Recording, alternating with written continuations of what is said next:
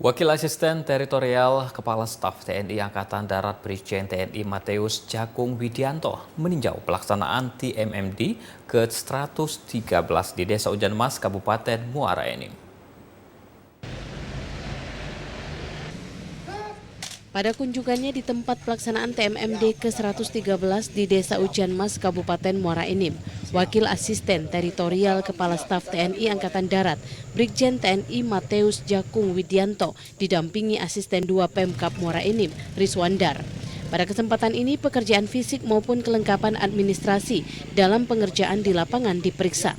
Wakil Asisten Teritorial Kepala Staf Angkatan Darat Bidang Perencanaan dan Kemampuan Teritorial, Brigjen TNI Mateus Jakung Widianto merasa puas dengan pelaksanaan TMMD Kodim 0404 Muara Enim yang tepat sasaran.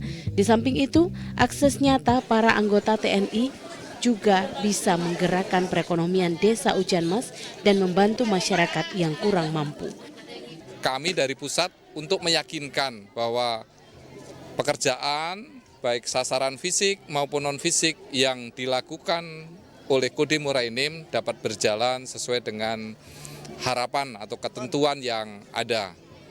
Saya ingin memastikan sasaran fisik bisa nantinya saya akan lihat ke lapangan apakah bisa selesai dengan waktu yang ada, kemudian juga secara tim akan melihat administrasi yang dilaksanakan oleh Kodim supaya sesuai dari harapan pengelolaan keuangan yang ditentukan oleh pemerintah.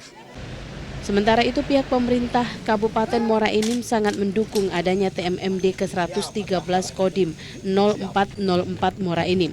Sebagai bentuk dukungannya, Pemkab Muara Enim mengalokasikan dana dari APBD Kabupaten Muara Enim tahun 2022 sebesar 1,9 miliar rupiah untuk pekerjaan fisik dan 300 juta rupiah untuk kegiatan non-fisik.